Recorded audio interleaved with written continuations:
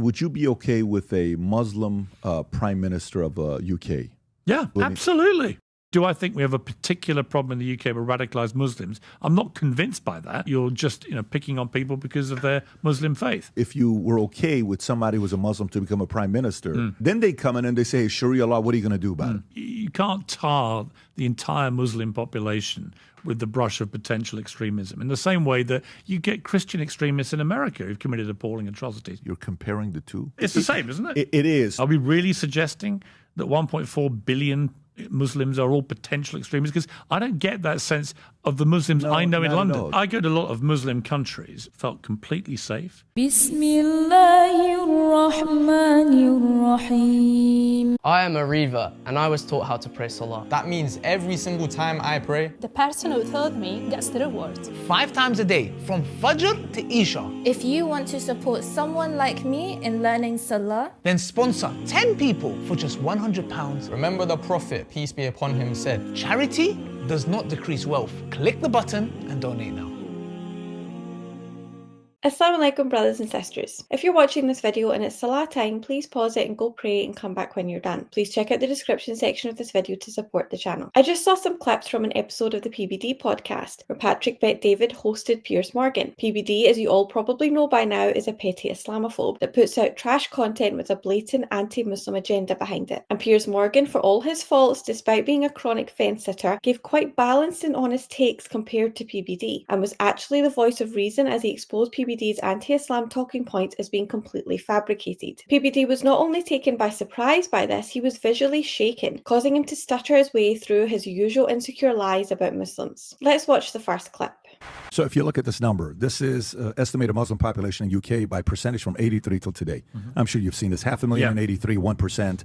And then it cracked 1 million in 97, 14 years later, and then 2 million, and then 4 million, and then 4.5, some say 5 million today, 6-7% of the population. Do you think this growth, the way it's going right now, getting to 10, 20, 30%, do you think it is a good idea to keep allowing people to come in to combine the Islam way of thinking, what their ideas are, and coexist with the Western ideology? Well, I think there are issues which are serious to be considered. For example, it's been reported there are as many as potentially 85 unofficial Sharia courts in the UK now, which are not operating under UK law. They're operating in their own law for their own communities. That clearly is not a good thing in a country like the UK. So we have a lot of Muslims who live in the UK. We've always been a very multicultural, very tolerant place. The vast majority of Muslims living in the UK have assimilated perfectly well and live perfectly peaceful and lives which contribute to society. And then you see the quite disturbing spectacle of protests, say, in London, during the Israel-Hamas war, where people are brazenly supporting Hamas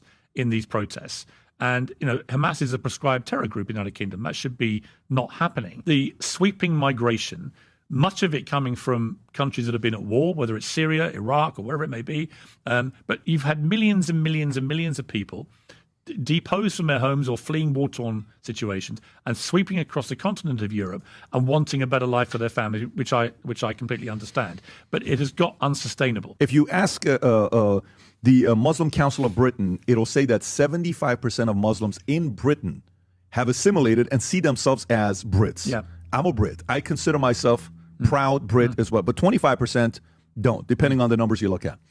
How would Winston Churchill today, would Winston Churchill be tolerant with the borders? Would he be like, yeah, it's okay, let him come in? No. Would he handle the threat? And think about how his wiring was. This is your world. Yeah. What do you think he would have done today? No, I think he'd have been tough. I think he'd have been very... In what way? Well, I think he'd have been very protective of our borders in a way that was very protective against the threat of Nazism to our way of life. What would Churchill have done? What do you think he would have done? I think what would he have done? Seriously, what do you think he would have done? Just think his profile. I certainly think right now he would have put the clamps down on more people coming would in. He have except sent, in exceptional circumstances. Would he have sent anybody back from the 7% that came here? How would he have treated some of the criminals? How would he have treated some of the some of the stuff that's going on? So I would say he certainly wouldn't have just picked out the Muslim community. We have a lot of different religions, nationalities living in the UK. I don't think he would have singled out Muslims. I think what he would have taken a more pragmatic view and gone, we have too many people in this country now. There's too much pressure on our public services. Some people are going to have to leave. I don't know why they're not so tougher on the French. You've got to do a deal with the French on this. You've got to say, look, sorry, you're letting all these people get on these boats. Once they're at sea, there's hardly any way to stop them. And then once they wash up on our shore, they are legally allowed to remain as potential asylum asylum seekers.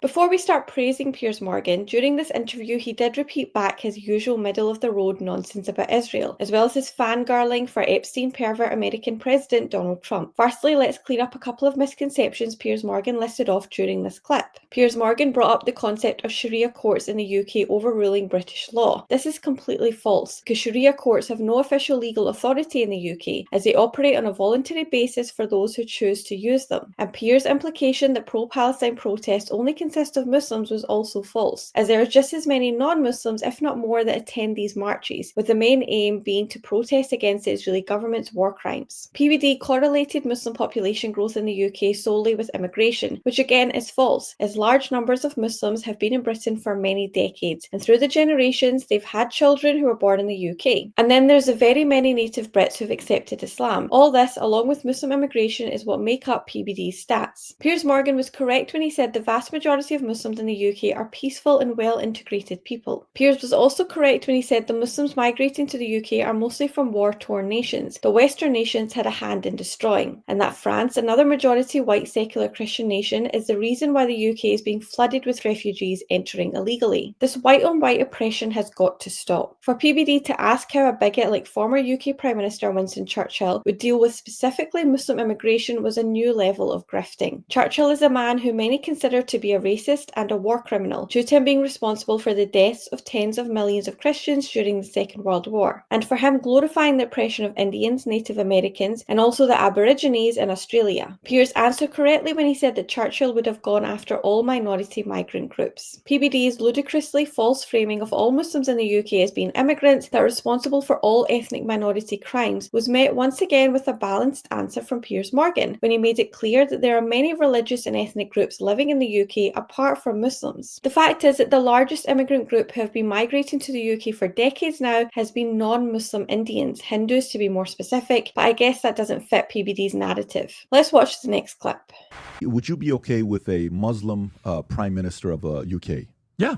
You'd be okay. That wouldn't do anything. Absolutely. Yeah. So that's your concern isn't that at all? No, not at all. No, listen, I don't want to radicalise Muslim running the country. I don't want to radicalise anything running the country. There's a lot of radicalised elements of all religions, of all nationalities. Do I think we have a particular problem in the UK with radicalised Muslims? I'm not convinced by that. I think there are radicalised Muslims, and clearly the Muslim population is rising exponentially fast compared to other populations. So we are going to have to look at this and say, well, what do we do about this going forward in a way that you don't look like you're just picking on people because of their Muslim faith? I respect the tolerance that you have of what could happen to Brit long term, because I think sometimes when you're in it and it's gradual, like the whole thing about you put a frog in a boiling water and you boil it slowly,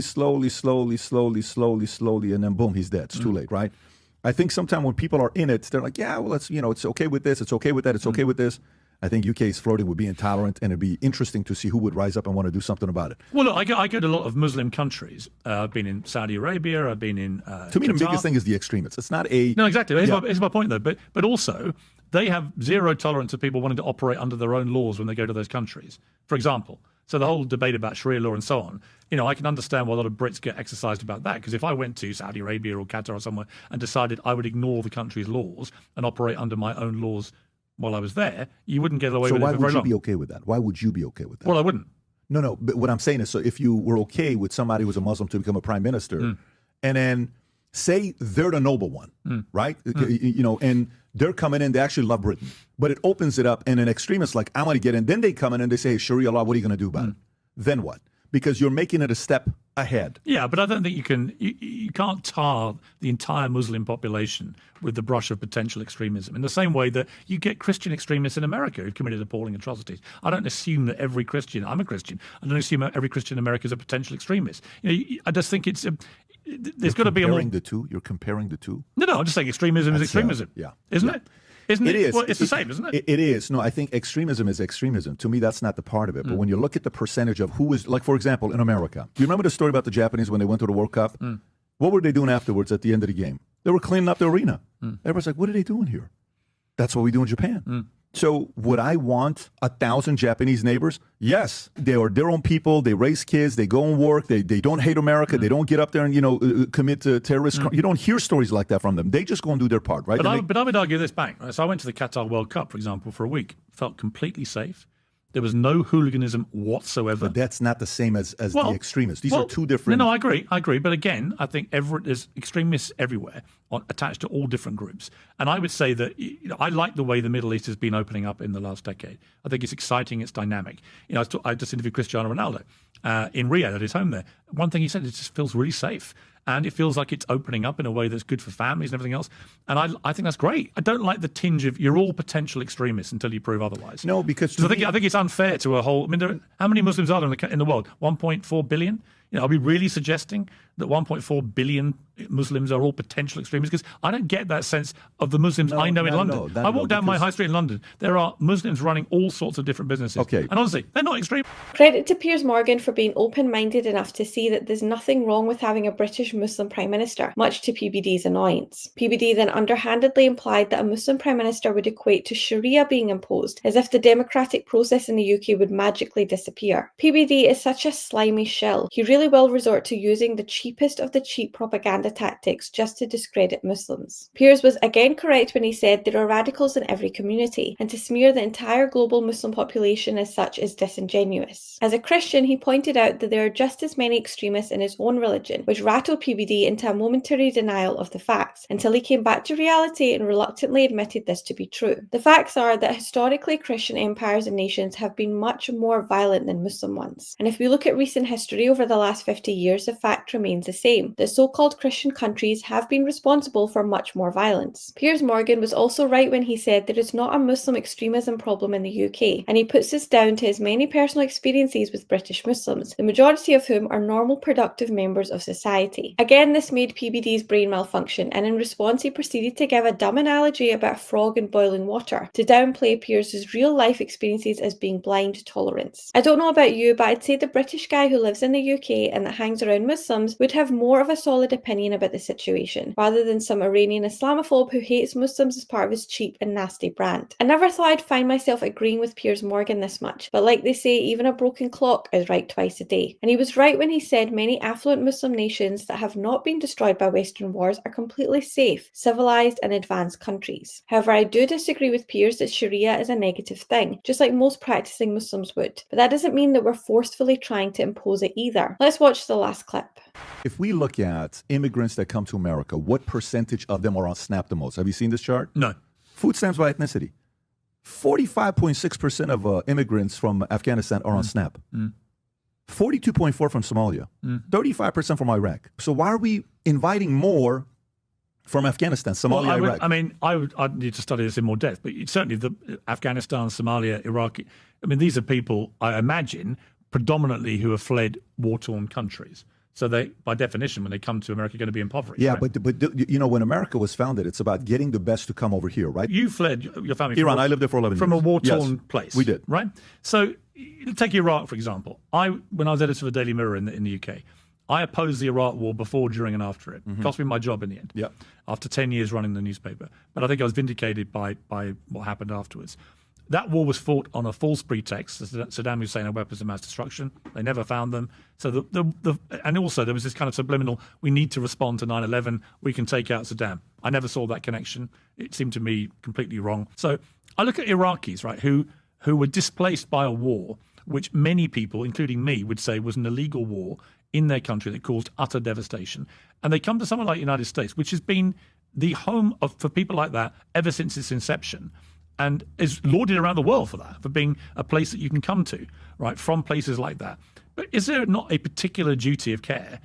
Maybe you don't think there is, but is there not a duty of care to people who come from a war-torn place like Iraq, where the United States, along with the UK and other countries, waged that war, in my view, completely wrongly, in a way that caused their displacement, caused them to lose their homes, maybe lose their loved ones, and they come here for a better life, but when they get here, they have nothing. Now, that may explain some of those numbers. I don't know. But certainly in that case, you've got to think, well, okay, if they're the ones who are getting the SNAP benefits, okay, what is the correlation between the ones who were displaced because of the actions of the United States and the UK and the other allies that fought the Iraq war on their presence here in the United States, and is there a duty of care towards them? I don't think we should lose in the mix of all this a compassion towards genuine asylum seekers, particularly from countries ravaged by wars which we may have been complicit in starting, in my opinion, on a false pretext. Yeah, I think that I would sit there again. I would sit there and I would say, if we're looking at anybody that's coming in, if we caused some of this, let's see what we can do about it. Now, of course, somebody in America could say, well, you caused all of it, right? Okay, no problem. But if you're coming to America and you hate America, I have no tolerance for you. And by the way, the argument, some people in America are like, look, we don't want anybody else to come in here. This is plenty, right? There are people that I've had on the podcast that wouldn't even want me to be here right now. They're like, you know, you got lucky getting in here, which is their argument. They have the right to have that argument. How wrong is that argument? I will tell you, like, so if somebody's born in America and they're kind of like, look, man, yeah, maybe we got lucky with you, Pat, but we got a lot of ones that came through and we didn't get lucky with that. Hate America. I would add the caveat of the Iraq caveat, which is if you go and bomb a country and you destroy people's lives, I do think a country like the United States, most prosperous country in the world, does have a duty of care to bring some of those people into its country, as it has done with the Iraqi community in the United States. What if that's a royal screw-up on another administration that you never agreed with them? Because Trump doesn't agree with Bush. So maybe he's saying, I didn't do that. Bush did that. That wasn't my doing. I'm changing it. PBD peddles some of the laziest Islamophobic propaganda online. And the sad part about it is that a lot of his brain-dead audience probably believes it. His disgraceful attempt to degrade refugees from Afghanistan, Iraq and Somalia for receiving social benefits was met with the correct response from Piers Morgan, that being the US is directly responsible for bombing these countries to the point the citizens had to leave with nothing. Therefore, America owes it to these people to make this right, especially since these conflicts took place under false premises that later turned out to be completely fraudulent, as Piers pointed out. Piers also called out PBD's hypocrisy by highlighting that PBD himself is a refugee who fled Iran, and in response PBD literally called for his own deportation by agreeing with bigoted past guests he's had on his show, who claim PBD shouldn't be in the US either. If grovelling to the white saviour was a sport, PBD would have a gold medal for his nauseating efforts. This serpent even had the gall to say if you're coming to America with resentment towards the American government after the American government bombed your home and country to smithereens, then he does not approve. Newsflash, Pat, this will be the position of most people who are literally forced to leave their home countries because of the carnage America caused there. You don't see waves of Emiratis, Saudis, Kuwaitis or Qataris migrating to America due to their countries not being bombed by the US. And there's plenty of US citizens that resent their own government also. PBD's lame attempt to pass the buck from Trump to Bush for bombing certain Muslim countries is yet more half-baked propaganda. Firstly, it doesn't matter who the president is, because they're just pawns for Zionist lobbyists to order them around and get them to fight wars across the Middle East that benefit Israel. And secondly, Trump has bombed many Muslim countries in the Middle East during both his terms as US president, including Syria, Iraq, Afghanistan, Yemen, Libya and Iran. And let's not forget that PBD's beloved Trump also provided numerous £2,000 bombs to Israel to drop on the people of Gaza during the recent genocide there. In conclusion, this was a rare W for Piers Morgan, who just happened to expose PBD as a stuttering, lying shill by simply having an honest conversation. Patrick, there's no denying that you're a total sellout and a puppet when your anti-Muslim propaganda is so blatantly false that you make Piers Morgan look like a saint and the voice of reason. Thank you for watching. Until next time, inshallah. Assalamu alaikum wa rahmatullahi wa barakatuhu. Allahu Akbar, Allahu Akbar, Allah.